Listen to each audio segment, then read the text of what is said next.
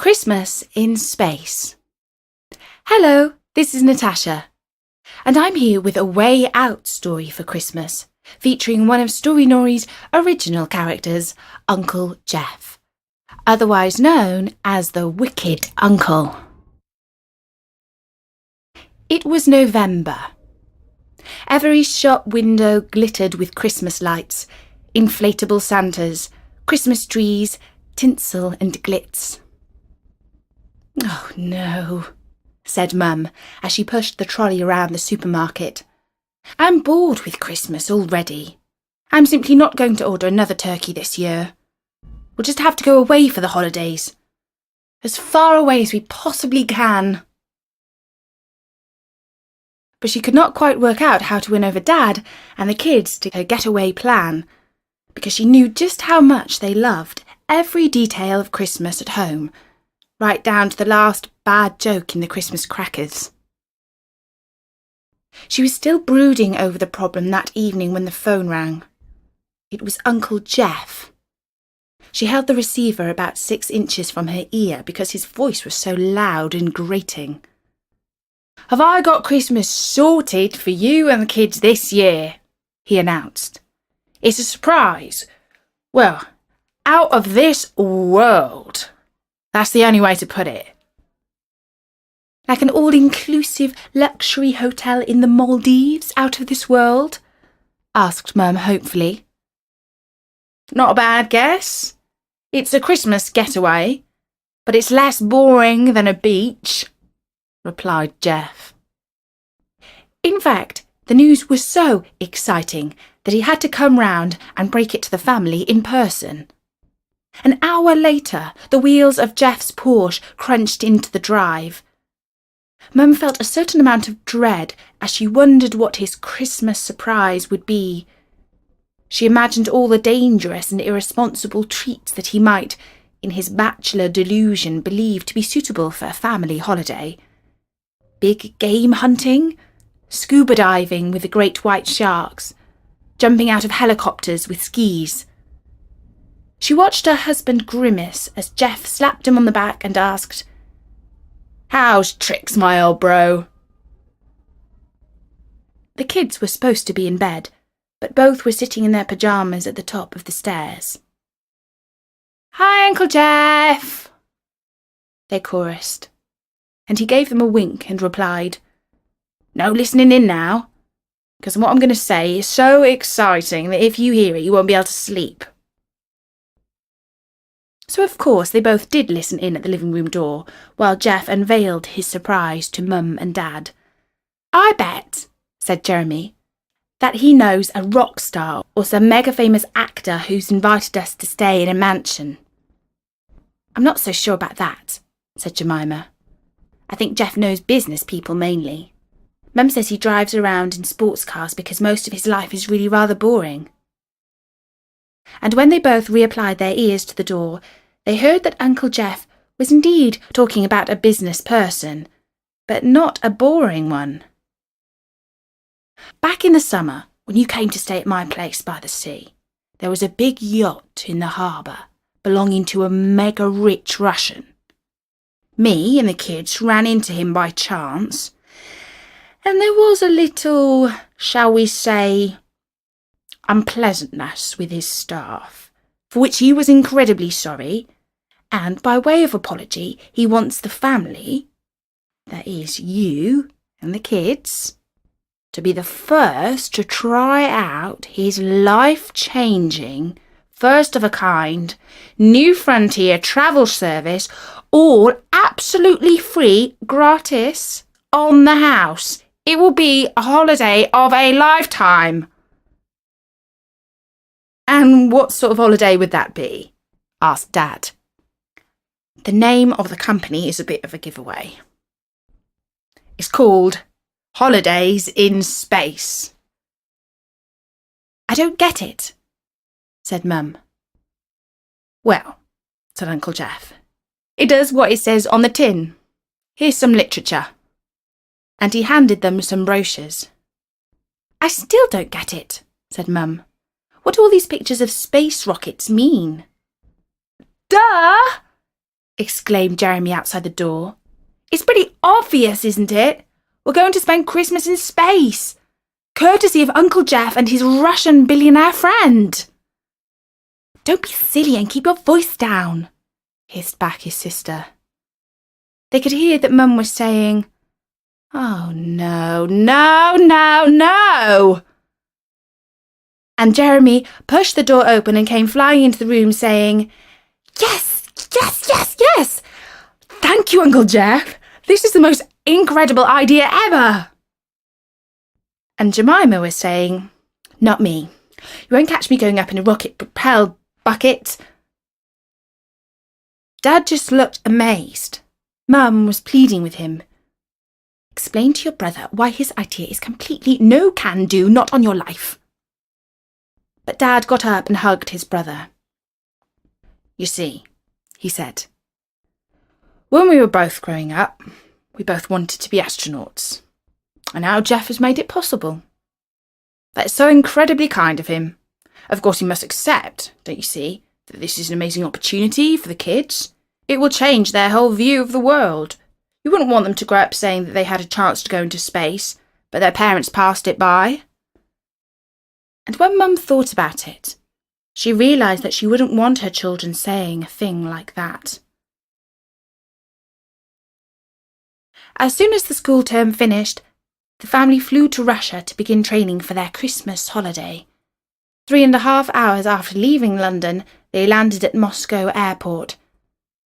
As they came through passport control, surly-looking men in leather jackets called out, "Taxi, taxi!" "Niet, niet," said Mum. It was the only Russian she knew. It means no. "There's our guide," said Dad, and he tugged his suitcase on wheels in the direction of a tall blonde lady who was holding up a sign that said, "Holidays in Space." A car picked them up outside the airport and drove them along the ring road around Moscow. They looked out at the landscape of snow-covered fields, silver birch trees, high-rised flats and signs in unfamiliar Russian letters. And quite frankly, they felt that they were already out of this world. Finally, they checked into their hotel inside Star City, the training centre for all the Russian cosmonauts, as well as for space tourists like themselves. The rooms were rather small and poky, and Dad said that it was part of the training to get used to the cramped conditions of a spacecraft. A little later, the family went downstairs to meet Uncle Jeff, who had been in Moscow for a few days already. "Hey kids, welcome to Space City. Have you seen Yuri Gagarin yet?" "Who's he?" asked Jeremy. "Why, he's my hero. The first man in space, of course," said Jeff. "Get your gloves and hats on, and we'll go and pay homage. He's just across the square." Yuri Gagarin was in fact a statue on top of the steps of the Space Museum, a silver man flying through a hoop, more like a circus acrobat than a cosmonaut. As Uncle Jeff explained, the real Yuri Gagarin had died when he crashed his MiG fighter jet. But he got into space first in 1961, ahead of the Americans, he added. "But the Americans got to the moon first," said Jeremy. "That's true. I well remember watching the Apollo moon mission on a dim television screen when we were boys. The rocket standing on the launch pad in Cape Canaveral, mission control counting down, and then blast of fire, lift off from 0 to 28,000 kilometres per hour. Why, that's a bigger rush than my motorcycle can do. Ever since then, I've dreamed of a trip through space." "And now your dream is coming true, Uncle Jeff," said Jemima. "Uh-oh, no room for me. It's going to be squish, squish getting you four inside the space shuttle." And the kids realised just how generous Uncle Jeff had been to give up his chance of fulfilling his boyhood dream for them. Mum would have gladly given him her place in space, but she knew she would be more worried waiting on the ground than if she was actually in orbit with the family. "We're going to be the first family in space. It will be historic," said Jeremy. "And great publicity for the travel company," said Dad. Providing we all get back safely, added Mum. In the morning, things started to get even more real when they met their space instructor, a former cosmonaut called Timur, who had spent 6 months living in the International Space Station, which orbits the Earth. He told the kids, "When I was in space, I missed my family. There was nothing else on Earth that I felt the need for, so you are very fortunate to be going up with your mum and dad." Jemima hugged her mother and said how wonderful it was to be going into space together. Jeremy shuffled his feet. Timur took them to the quartermaster to try on their spacesuits for the first time. All the suits had "Holidays in Space" written across the chests and helmets. Jeremy had a blue helmet, and Jemima had a pink one. Dad had an extra large helmet, and Mum had a neat white one. Uncle Jeff joined them for their training too, just so he could get a taste of what space travel would be like.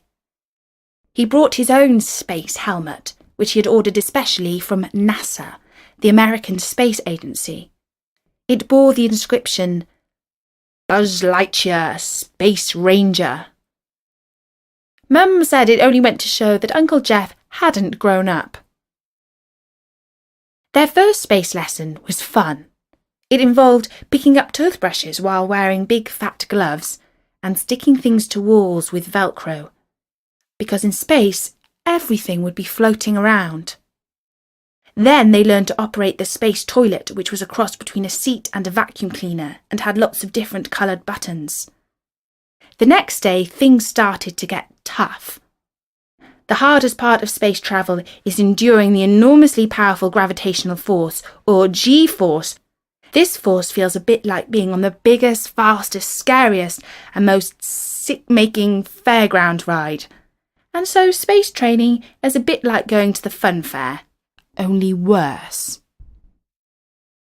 They met Timur in the large empty room next to the gymnasium. "Jeremy, please, sit on this chair and fasten the seat belt nice and tight," said Timur. Jeremy did as he was told. The chair wasn't particularly comfortable. He wondered what was going to happen. Was he about to drop through a trapdoor, or shoot up through the ceiling at vast speed? No, wrong on both counts. He started to spin round, fast, and then even faster and faster again. It would have been fine, only he felt that his stomach and his head were both travelling at different speeds in different directions. He wished he had not eaten pancakes and honey for breakfast. "Stop!" he said. He span round a few more dozen times, but now more slowly, thankfully. "Well done. You lasted 96 seconds before begging for mercy. Not bad," said Timur. Jeremy felt too sick to make any comment. And then Jemima, Mum and Dad all had a go. Mum lasted the longest, 2.5 minutes. Perhaps that was because she had eaten the least breakfast. Over the next couple of weeks, they did a lot of whizzing around in circles and trained inside a giant water tank to get used to floating, because that's what you do in space. At the end of their training, Timur presented each member of the family with a certificate that said, "Diploma of Moscow International Academy of Space Tourism, Space Tourist First Class." And the next day, they flew to the desert of Kazakhstan, which, although it is a long way south of Moscow, is still cold and snowy in winter. Jeremy and Jemima looked out of their hotel window towards the brand new space shuttle that stood on the launch pad pointing straight up to the grey clouds. It was the first of its kind, the jumbo jet of spacecraft, especially designed to carry tourists out of the world's atmosphere. The words "Holidays in Space" were written in English and Russian letters down its sides. Jemima said, "I wish they hadn't given us a room overlooking that thing. It makes me want to go home." And Jeremy said, "I'm scared too. we've got no choice. Dad's determined to go. Upstairs, Mum and Dad were also looking out of the window towards the shuttle. Dad was saying, "It's funny. I've dreamed of this all my life. Now I see that spacecraft on the runway. I'm wondering, should I be taking this risk with the kids?" And Mum said, "We can't pull out now. It would be too embarrassing." And on the top floor, Jeff was looking out at the spaceship and saying to himself, "Oh my, I hope that contraption is space-worthy and totally safe. If anything happens to them, I'll never forgive myself." Just after dawn, a battered old bus took the family over the slushy runway to the shuttle. They wore their spacesuits and carried their helmets under their arms. Underneath their spacesuits they wore woolly vests and long johns, because it's cold in space. And underneath those they wore special diapers or nappies for space travellers because, well, I won't explain that, but let's just say they had a long flight ahead before they reached the space hotel. Uncle Jeff was waiting for them next to the steps up into the shuttle. He hugged each of his relatives in turn, giving his brother the last and longest hug. "Hey, kiddo," he said. "May the force be with you." Sergei, the space travel tycoon, was there too. They all got a kiss on both cheeks from the billionaire. The 3 crew members were the first to climb up the ladder to the door of the spacecraft, and the family followed. Jemima was last up, and she turned and waved to the television cameras and gave them a happy smile. Inside, the space tourists lay down on their seats with their knees bent towards them, as they had been taught. The illuminated signs above their positions read, "Fasten seatbelts, switch off mobile phones, no smoking." They slotted their safety buckles into place. Jeremy looked at Jemima, and Jemima looked at Jeremy. Inside their helmets they could hear the chattering of voices from Mission Control, but they couldn't understand a word because it was all in Russian. Jeremy and Jemima could talk to each other over the radio, but they had to compete with the background babble, which was quite confusing. Jeremy said, "Jeremy to Jemima, thanks for being a good sister. I mean, if this space doohickey blows up or something, I want you to know that you were okay, really." "Jemima to Jeremy," replied his sister. "It's not going to blow up, but thanks for being a good brother, most of the time." The countdown was in Russian. At the end of the countdown, there was stillness. The chatting in their ears ceased. It was like the whole world had stopped turning. And then the rocket blasters pushed off. They were travelling at 5 miles a second straight up. They all felt their stomachs go a heave-ho. "I'm not going to be sick, I'm not going to be sick," said Jeremy. And he was glad he hadn't eaten pancakes for breakfast. The ship shook and shuddered so much that Jeremy could hear his bones rattling. In fact, the Wright brothers probably enjoyed a smoother flight when they took off in the first aeroplane in 1903. The view through the window turned grey with cloud, but soon the view became blue, then purple, and at last black. It had taken them 6 minutes to reach space. The rocket stopped firing. The ship stopped shaking. There was silence. A deep, awesome silence. Jeremy was the first to see that the seatbelt sign had been turned off. He pressed the red button to release himself, and he cartwheeled out of his seat. He flew straight into the wall, but it didn't matter because it was covered with soft padding. Dad followed him. They were both floating in total weightlessness. And then the oxygen sign came on, which meant that they could take their helmets off. "Wow, this is amazing!" exclaimed Jeremy, as Jemima shot past him, flaying her arms around like a baby seagull learning to fly. Mum was floating on her back, like she was resting on the warm, calm sea that she had dreamed of for her holiday. "I think," said Mum, "that a baby must feel like this inside the mother's womb." The most remarkable part was yet to come. "Hey, look at this!" called Jemima. She was pressing her face against one of the portholes. She was looking at the top of the world, a translucent blue curve, and beyond it all infinity. They were all quite lost for words. Until Jeremy said, "Hey, look, there's Santa!" "Where?" asked Jemima. "Caught you, just kidding." And then they were silent again for a while until Dad said, "You wouldn't think there were any problems down there, like Mr. Jones is late for work and Johnny's stuck on his homework." And the whole family knew that they would always have a special bond. Not just because they were family, but because they had shared this experience together, and they had seen planet Earth from the outside and felt the harmony of the universe. The journey took another 2 days before they caught up with the space hotel in its orbit around Earth. Their shuttle docked with a larger ship on Christmas Eve. The family floated into their hotel through connecting hatches. There was music playing in the reception area. It was Jingle Bells. The butler was a robot called Fred, who wore a Santa Claus hat. He introduced them to the luxuries of their new home. Their floating sleeping bags were more comfortable than the best mattresses, and they would sleep like birds on the wing.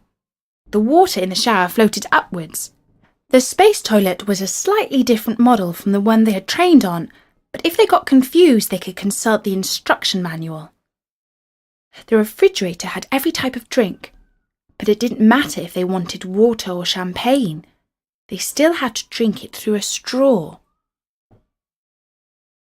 They should use the rowing machine every day because your muscles can go flabby in space if you aren't careful. For special relaxation, the butler could give them a foot massage, or they could climb into the aromatherapy capsule.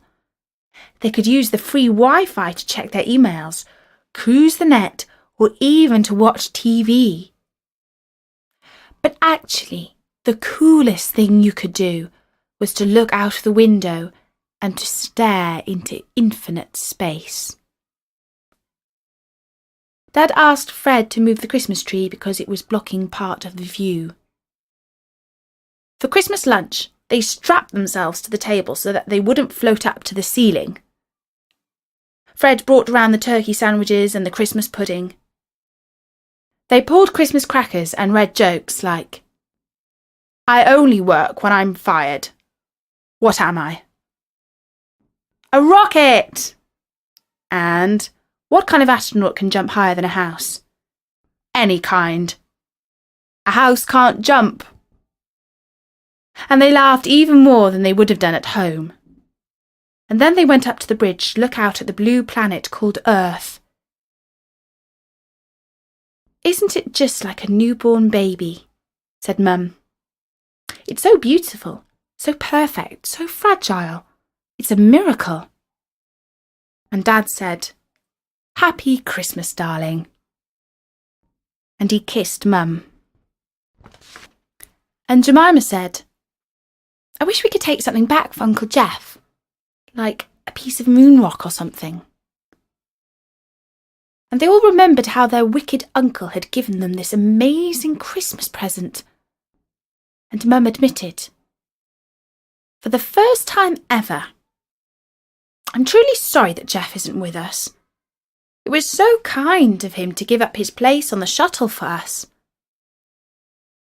Their watches were still set to Greenwich Mean Time. Dad noticed it was almost 3 o'clock in London. "Come on," he said. "We can't miss the Queen just because we're 280 miles above Buckingham Palace. Let's fire up the internet." A few minutes later, they were all gathered around a screen watching the Queen, just as they watched her at home every Christmas Day. Her Majesty wore reading spectacles and said, "At this time of peace and goodwill, our thoughts turn to children all over the world." "Hey, and don't forget us kids up here in space," said Jeremy. When the Queen had finished her Christmas message, Dad wanted to take a quick snoop at the headlines, and he picked up the keyboard and switched the screen over to the Google News. "I wouldn't bother. Nothing ever happens at Christmas," advised Mum. "You're right," said Dad. "It all looks reassuringly boring down there." "But that's funny. There's a news story here that says family stuck in space. Is there any other family up here?" "Let me see that," exclaimed Mum in a panicky voice. The news story, and the 4,032 other similar stories on Google News, was about the Crusoe family from Walton-on-Thames, England. There was only one Crusoe family in orbit around the Earth that Christmas, and they were that family. Mum read on. "The Crusoe family may be spending rather longer in space than they bargained for. The shuttle that was due to bring them back to Earth has failed safety tests. Inspectors from the International Federation for Space Travel declared it unsafe to fly after a cleaner noticed that a vital life support system had been fastened to the outside of the craft with masking tape. A spokesperson for the Russian travel company Holidays in Space said, "The Crusoes have enough dried food, water and oxygen to last them another year in orbit. Even if they are celebrating next year's Christmas in space, they will be okay." When she had finished reading the article, Mum said, "I should have trusted my first instinct. As soon as Jeff said he had got Christmas sorted, I felt something terrible was going to happen. But I allowed your brother to sweet-talk me into this insane space escapade." Dad didn't say anything. He just stared at the Earth and wondered if they would ever see their house in Walton-upon-Thames close up again. "Next Christmas," said Jeremy. "That seems like an awfully long time before we get back home." "If we ever get down at all," said Jemima, who looked more shocked than any of them. Mum inspected the larder. She found powdered strawberry mousse, powdered milk, powdered chicken broth, powdered lamb curry, and powdered just about any food you could think of. "It's back to the 1970s, said Dad. "That's what Jeff and I lived on when we were growing up." "Don't talk to me about Jeff." The week between Christmas and New Year passed quietly. Jemima drew maps of the constellations. Jeremy played computer games. Dad practiced virtual reality golf swings, and Mum read War and Peace, which she'd always wanted to do, but had never found the time. In fact, it would have been a deeply relaxing holiday, if it wasn't for the fact that they all knew they were stuck in space. The news did not improve. "Holiday Space Company tottering on the brink," read Dad on the internet. The millionaires who had booked holidays in the space hotel were cancelling one after the other. The company was in danger of going bankrupt, and if that happened, the Crusoe family might be stuck in space forever. "Like, we'll just go round the Earth until the end of time?" asked Jemima. "We'll have to get down to Earth sooner than that," said Mum. "Because I've a sworn solemn oath to smack your Uncle Jeff around the chops. What was he thinking of sending us up here? He's the most irresponsible uncle in the entire world. Sorry, in the entire universe," she said with a gesture towards the universe itself, stretched out just beyond the window. And then she froze. "Oh my," she said. "Oh my stars, I'm hallucinating. Or can you see what I see?" "I think I can," said Jeremy. "Well, if you can see Uncle Jeff taking a spacewalk just outside our window, then you're having the same hallucination that I'm having," said Mum. I think we are, said Dad. 15 minutes later, they heard a metallic clunk as the space shuttle docked with the hotel. First, Uncle Jeff and then Sergey, the owner of the travel company, floated into the reception area. Fred, the robot butler, said, "Welcome to the Space Hotel. The management of holidays in space wishes you a happy and comfortable stay." "Hey, kids! How'd you like it up here?" boomed Uncle Jeff. "Wicked!" said Jeremy, "but it would be nice to get down sometime." "Very soon you shall," said Jeff. An hour later, the family were strapped into their seats in the space shuttle. The descent to the desert of Kazakhstan took just 30 minutes, but the inside of the shuttle was as hot as a sauna on the way down. They landed on the runway with 2 or 3 bumps, but no real trouble. When they climbed down the ladder onto the tarmac, Jeremy looked up at the sky and said, "Uncle Jeff's up there somewhere." "Yes," said Jemima. "He's got his space trip after all."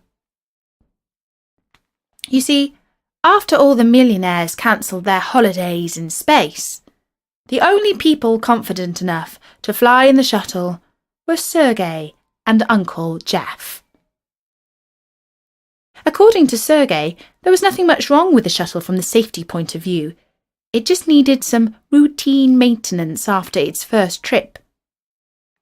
The story about the masking tape had been spread by a rival company and wasn't true at all. But the only way to prove that it was truly safe was to make the trip himself. And the only other person who had had enough faith to go up with him was Uncle Jeff. And in 1 week's time, the shuttle would return to pick them up again and bring them back down to Earth. And that's the story of how Jeremy and Jemima, Mum and Dad, and Uncle Jeff spent their Christmas holiday in space. And we'll have lots more Christmas stories on Story Nori before Christmas, so do drop by and listen to some. Until then, from me, Natasha, bye-bye!